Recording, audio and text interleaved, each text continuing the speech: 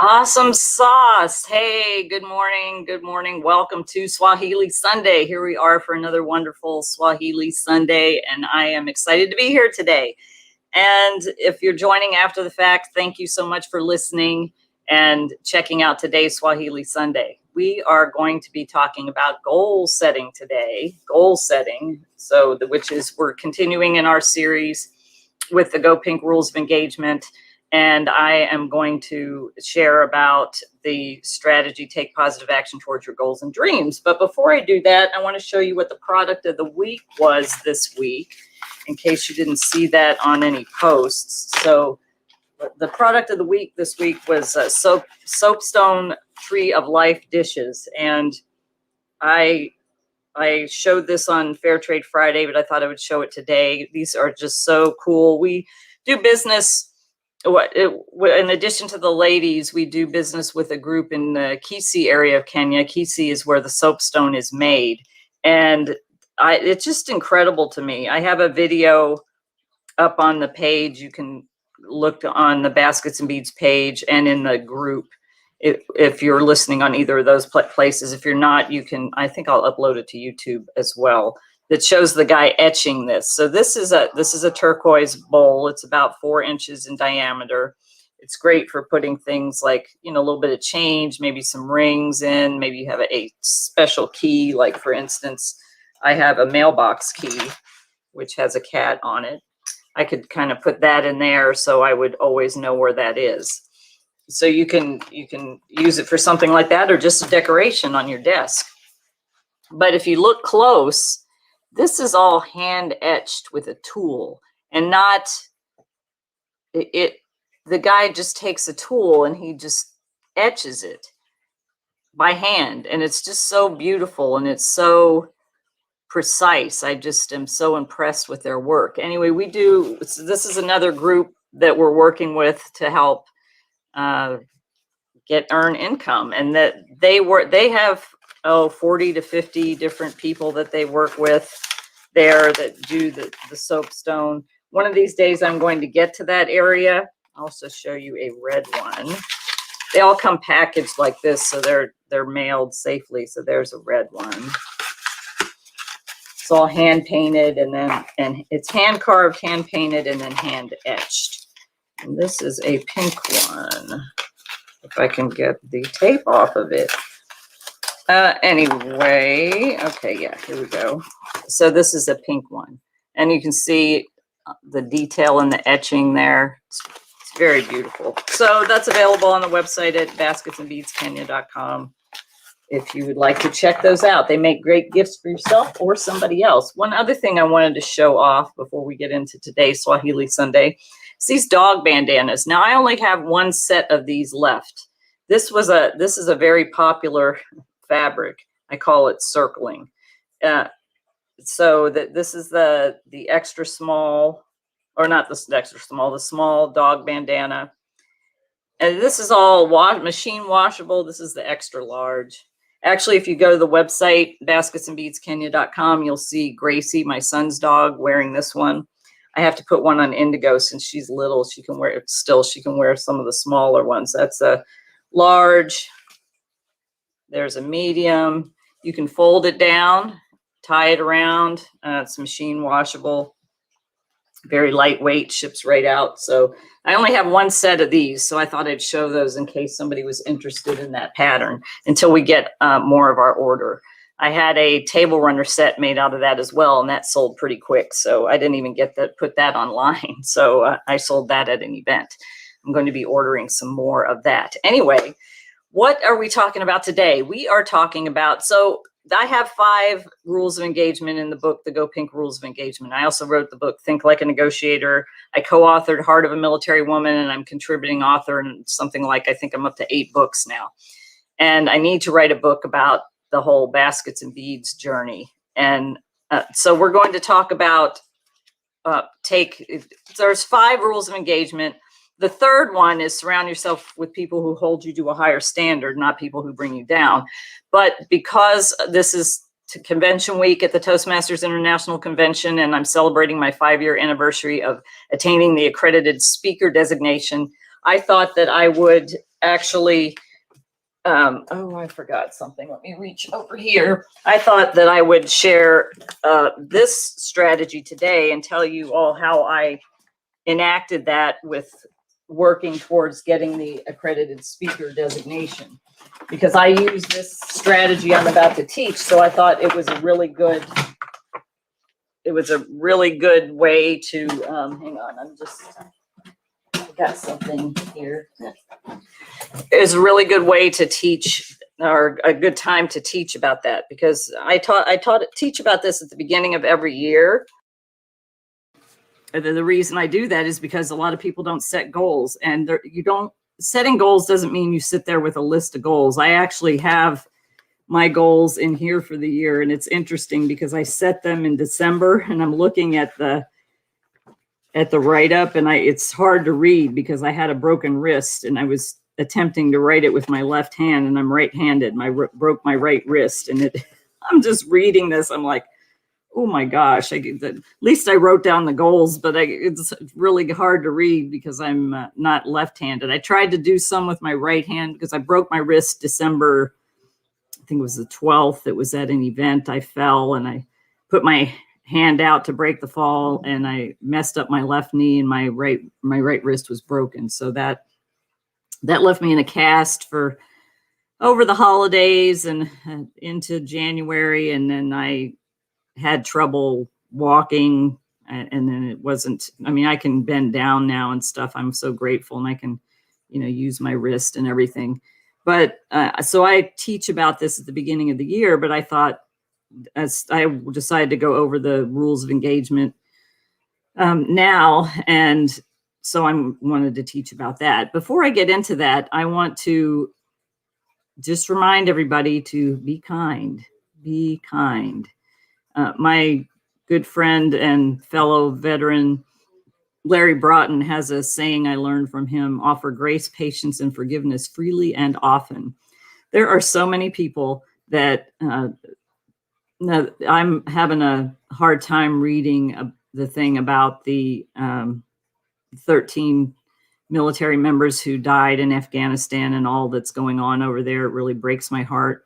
But what breaks my heart even more is that a Marine Corps captain, who I think is a public affairs person or somebody that is posting about the different people who passed away, posted something about one of the women, and a bunch of people just like vilified the woman, dogging her out about her body and her being a woman in the military and this and that and the other thing. And I continue to get negative comments on my ads. Like somebody posted, I deleted it. Somebody posted, oh, I'm worried about this too, because somebody said, oh, what are these women getting paid? And I addressed that they do get paid a fair wage. Oh, I'm worried about this too. They're probably not getting paid a fair wage, blah, blah, blah, blah, blah. I just deleted that comment. Why, people? Why? Especially so many people have died of COVID. People are dying in Afghanistan. That's a crisis. They're trying to get people out of there. Why vilify people? What?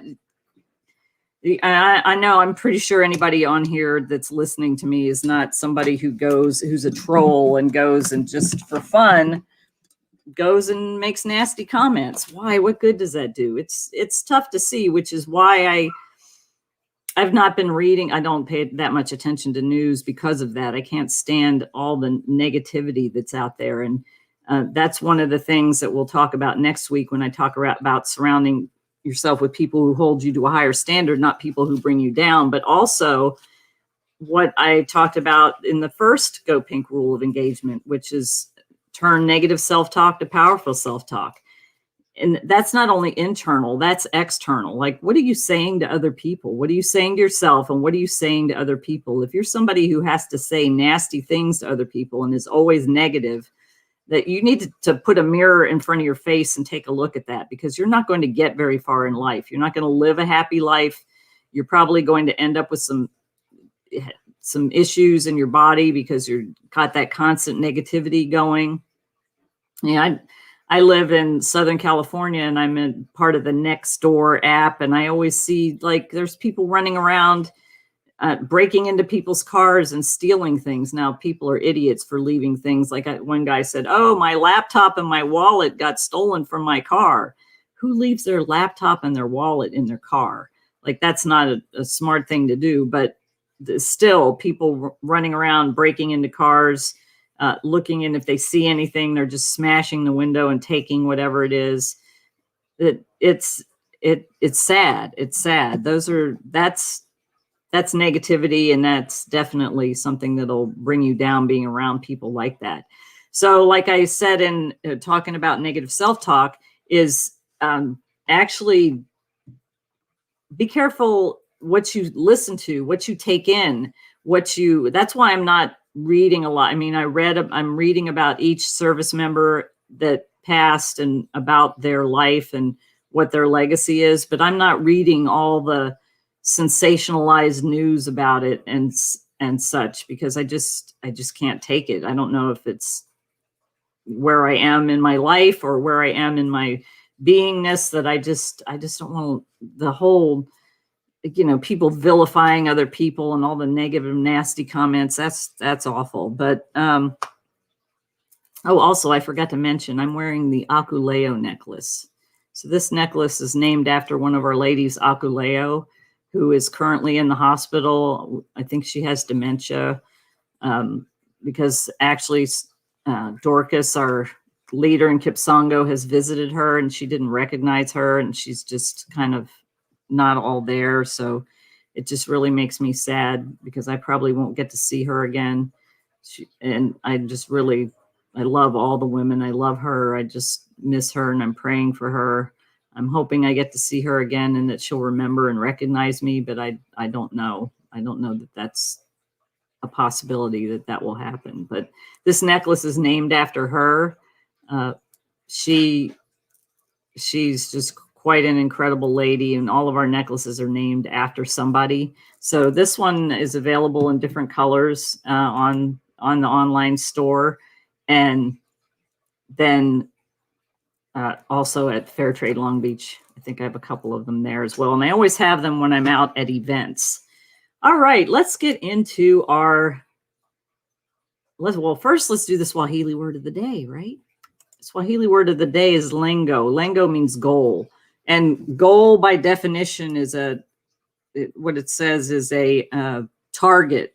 You aim at it. So it's not necessarily only, like some people think, goal, score. Yeah, that is a score. That's an achievement. Your goal is you get the goal. That's a score. That's sort of what you're doing in your own personal life or your business life, is you're setting a goal.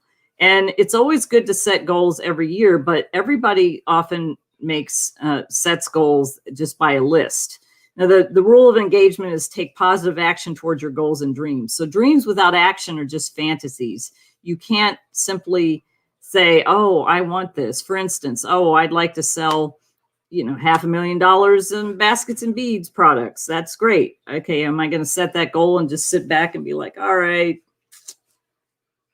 I set the goal, let's see what happens? Yeah, no, you have to take some kind of action. And if you don't know how to do it, you can find somebody who can.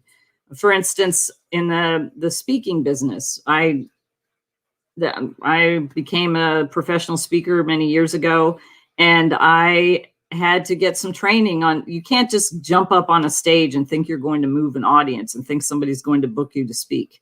That's not the way it works. And maybe it works that way for somebody who instantly becomes famous or whatever, or gets some kind of notoriety about something. But for the regular person, it's something you have to work at. You have to take some positive action towards your goals and dreams. So, for instance, my good friend Cheryl Roush, so this is Toastmasters Convention Week. Well, actually, the convention's over now, but it was this week, and the accredited speaker portion is on the Friday. So in 2015, around maybe September, October 2015, Cheryl Roush, who's a good friend and longtime Toastmaster, she is an accredited speaker, and she approached me and said, oh, I think you should go for the accredited speaker designation. I thought, really? Why? what do I want to do that for? Because in my head, I'm like, it's a lot of work. I know it's a lot of work because you don't take on going for something and just simply think you're going to get there. I had one person, as accredited speakers, we offer mentoring to people. And I had one person tell me, oh, I've just started speaking and gave my first speech. I'll knock out this accredited speaker thing, no problem. And I thought, okay, right. You keep telling yourself that. And because that's not the way it works. But, you know, as much as I attempted to tell him it's not a checkoff box on your Toastmasters journey, and it's not something that's simple to attain, he just kept saying, oh, no problem. And I thought, okay, well, sometimes you can't tell people. You just have to let them learn on their own. So I thought, well, I'll let you figure that one out. But I take everything to prayer. So I prayed about it, and I kind of did a pros and cons list. And then I decided I was going to go for it. And the first thing I did when I decided to go for it was I did a goal setting statement. And that goal setting statement, this is the goal setting statement I used. It is now, and then you put in the date, and I am or I have the goal. This is a good way to set goals. You can set goals this way. It is now, and the date is the date that you want to attain it. So my goal setting statement said, it is now 19 August 2016, and I am Toastmasters Accredited Speaker number 68, because that was the next in the line of Toastmasters Accredited Speakers, number 68. I set that goal. And then after you do that, now I'm going to share with you since that time a new way that you can actually add some energy to that. So I learned this in NLP training in 2008, I think, 2008 when I went through that training. This is a way that you set a goal instead of simply listing it out. You have to set a date, and then you have to set what it is. The date is setting the intention. You're setting the intention for the goal. But this is another way to add some more power to it. It is now, whatever the date is, and I am committed to having or being whatever the goal is. When you put the word committed in there, that it actually adds that take positive action, because you've told yourself somewhere that you are committing to making those goals and dreams come true. And it's so this came to me as something to add to it. This is the way the normal statement is. It is now the date, and I am or I have whatever the goal is. But then you add that I am committed to having or being. That kind of in a unconscious or subconscious way puts that inside that you've made a commitment to yourself to go for this goal. Because a lot of times we can set goals and then it drops off because we have no commitment. Here you're making a statement that you've committed to this goal. I'm committing to doing this. I'm going to do this. Well, then what do? Well, you visualize, you figure out what the end step is. What is the end step? Okay, what is an end step? An end step is that thing that inside you know you've achieved the goal. For instance, when I went for the accredited speaker designation, my end step was being presented the plaque on stage by the international president at the Toastmasters International Convention. And I knew who the president was. No, I didn't. Not at that time, because that changed. No, I knew who the president was going to be. So I visualized him handing me the plaque that said I'm an accredited speaker. Now, the end step for somebody else may be being notified that you got the designation, or getting the accredited speaker pin, or whatever thing for you means the end step. When I did my book, Heart of a Military Woman, the end step for me was when I received the box of books, I opened the book and held it in my hand. That was the end step that meant to me that I'd achieved that goal. Even though the books were done and they were in getting printed, whatever, for me, the end step was getting that book in my hand, and that meant that was the goal. And then you do a visualization process with that. You visualize everything that you need to get to that goal, and then you visualize the end step. And I've added something into that because the the visualization process, you can do it to some just plain music. But there is a really awesome video called Rise and Shine. Rise and Shine. It's the Rise and Shine video. It's a Nike video. And what I recommend people doing is you set the goal, you write it out, and you can do this with all your goals. You can write them all out. So you write the goal out, and then you visualize. And it doesn't necessarily have to be all the things that you would do, but you just let your mind kind of run away with everything you do. And then you play that video, close your eyes, and visualize you doing everything leading up to getting that goal. And then at the end, you achieve the goal. What that does to you in a physical sense, it makes your body feel like you've already achieved the goal. And it makes you, or you're on the road to achieving that goal. So it motivates you to kick into that commitment and keep going. You can just type in Rise and Shine video on YouTube. As a matter of fact, maybe I'll play that in a minute.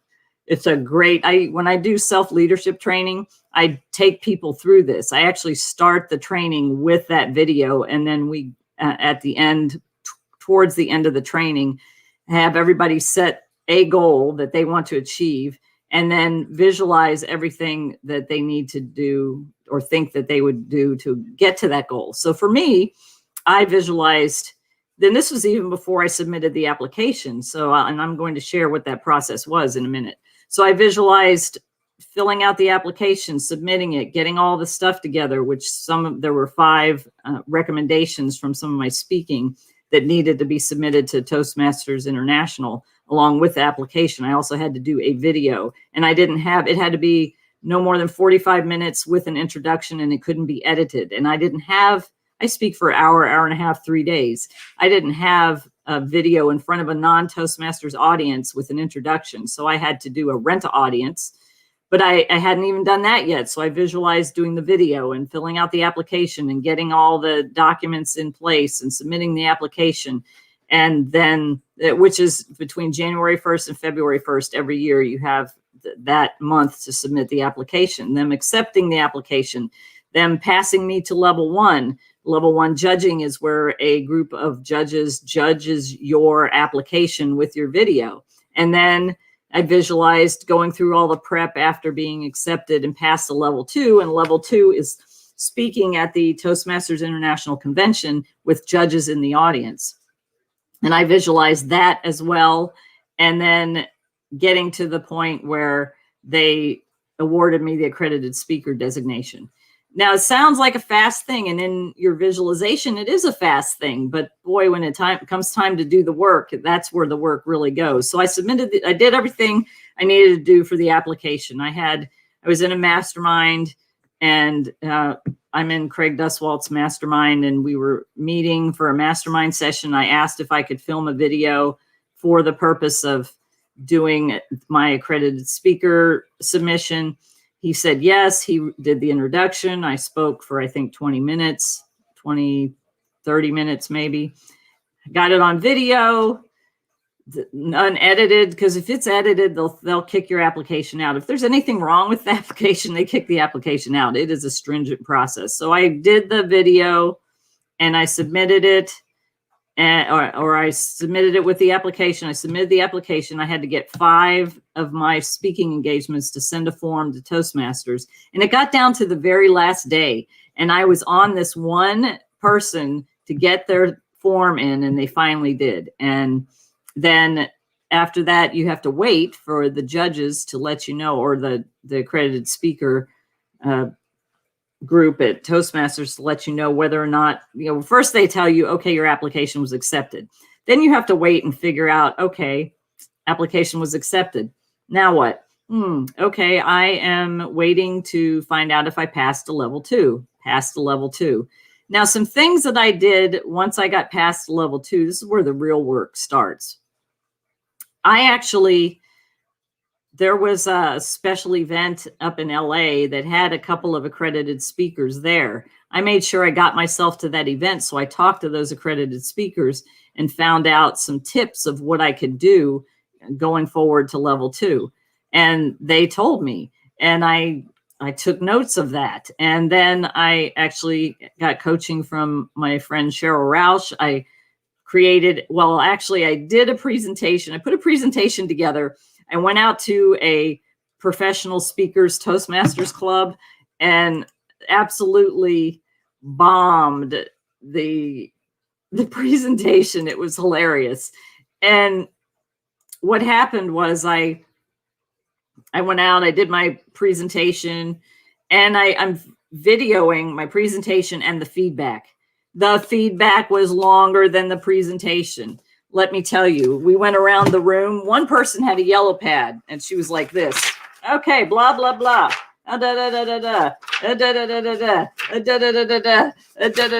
She had pages and pages of notes. I felt so deflated.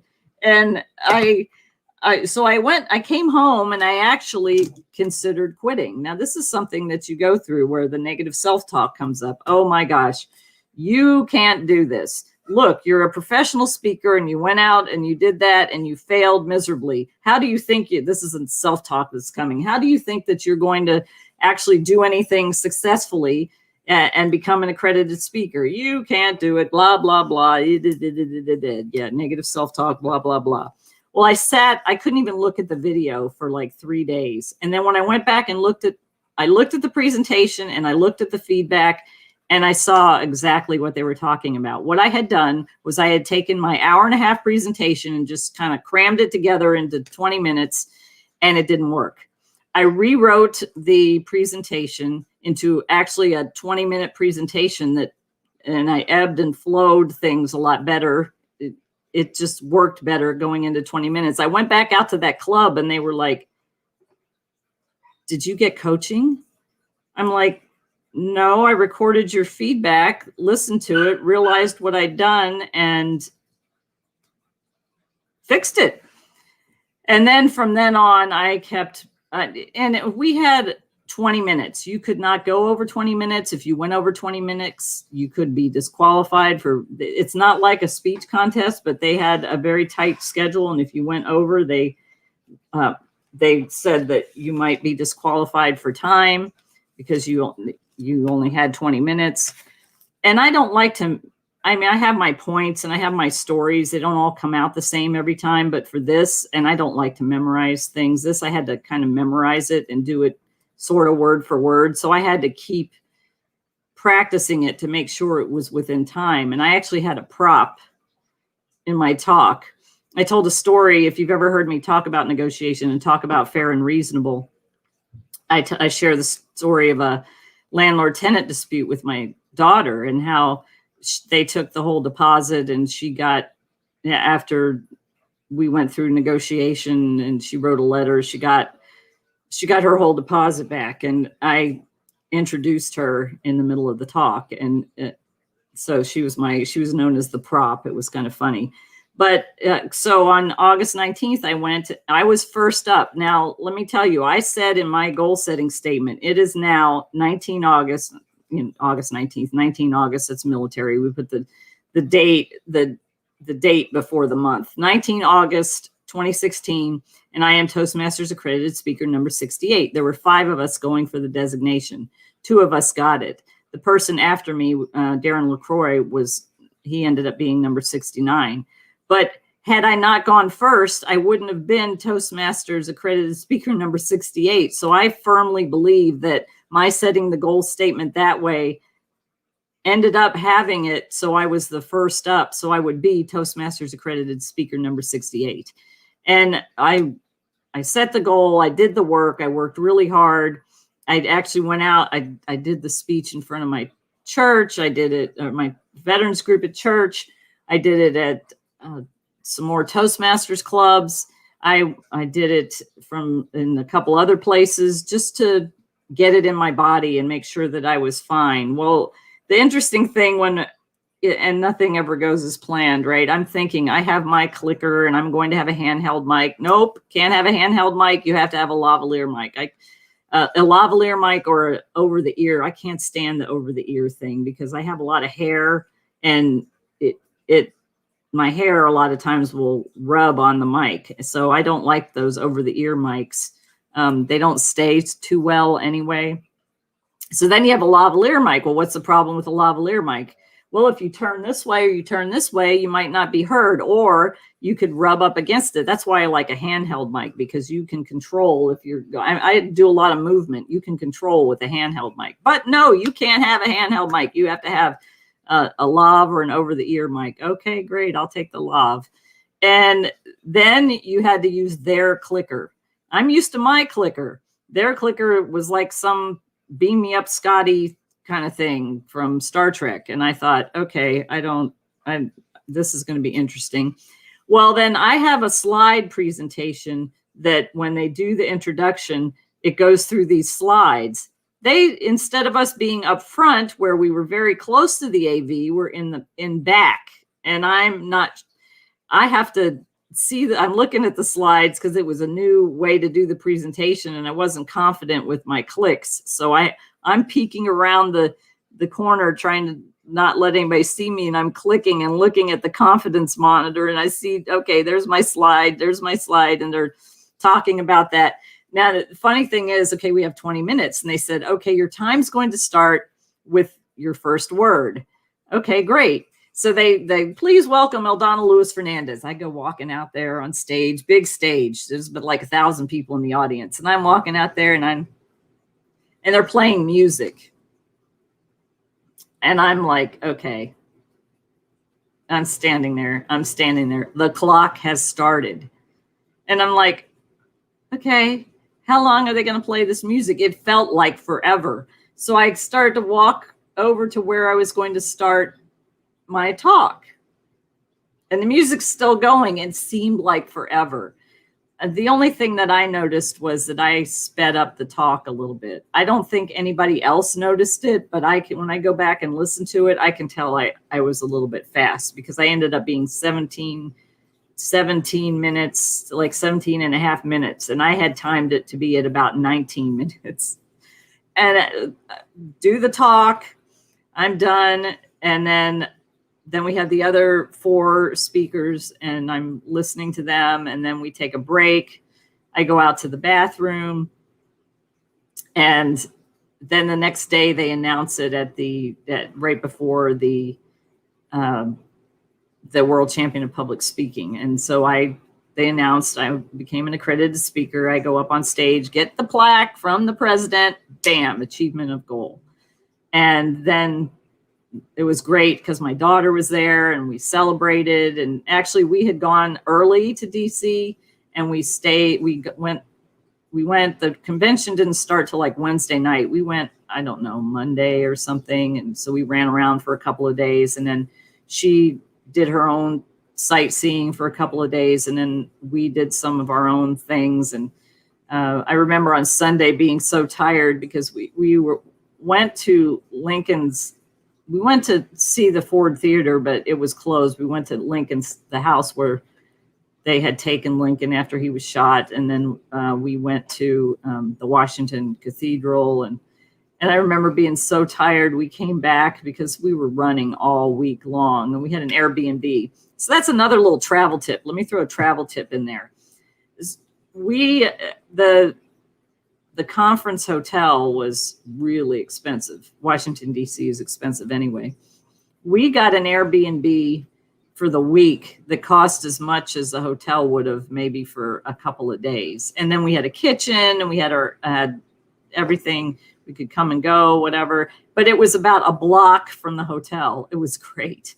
And so that's a good travel tip. You can kind of check Airbnbs and things like that. I do that a lot for events that I go to sometimes where the hotel is really, really expensive. And I'm like, well, let me see if there's an Airbnb around. So it was within walking distance of the hotel. I mean, like you could see the hotel from where we were staying and you didn't have to go through. We kind of went in the back way and it was really good.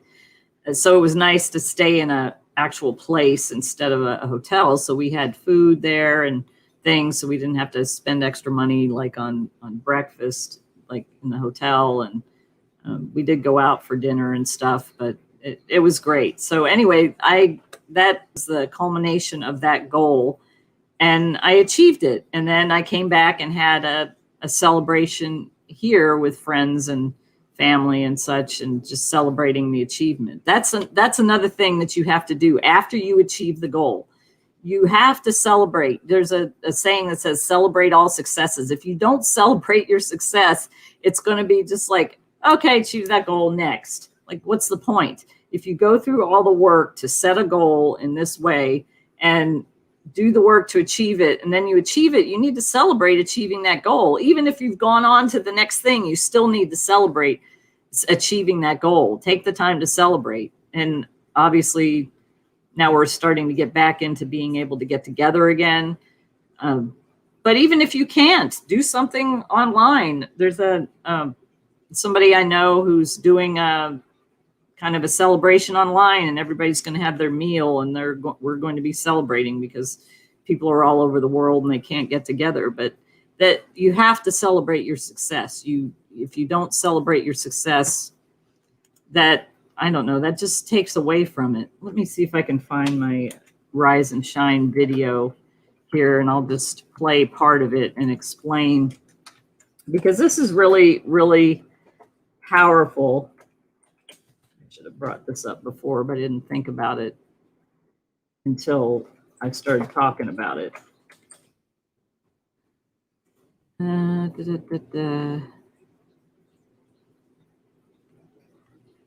Okay. Yeah, this is it. All right, so I'm going to just share part of this.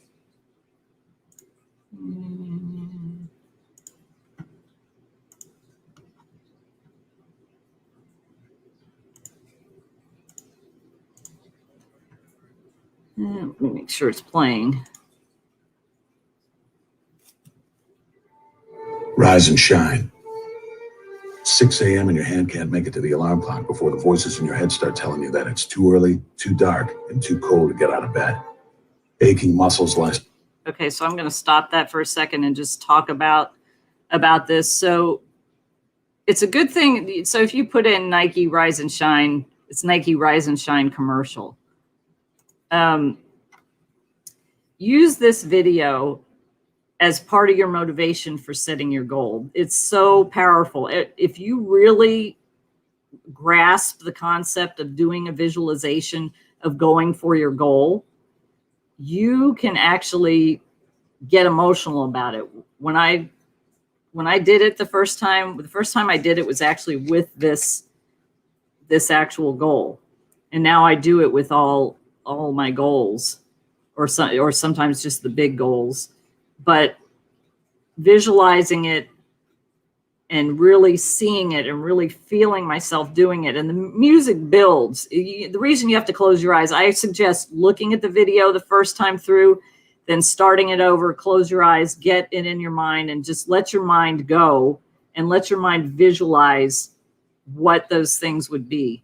And I think things came up for me, like everything I did. I had to do the video, and I had to get the people to send in. I had to do the application. I had to get the people to send in the recommendations.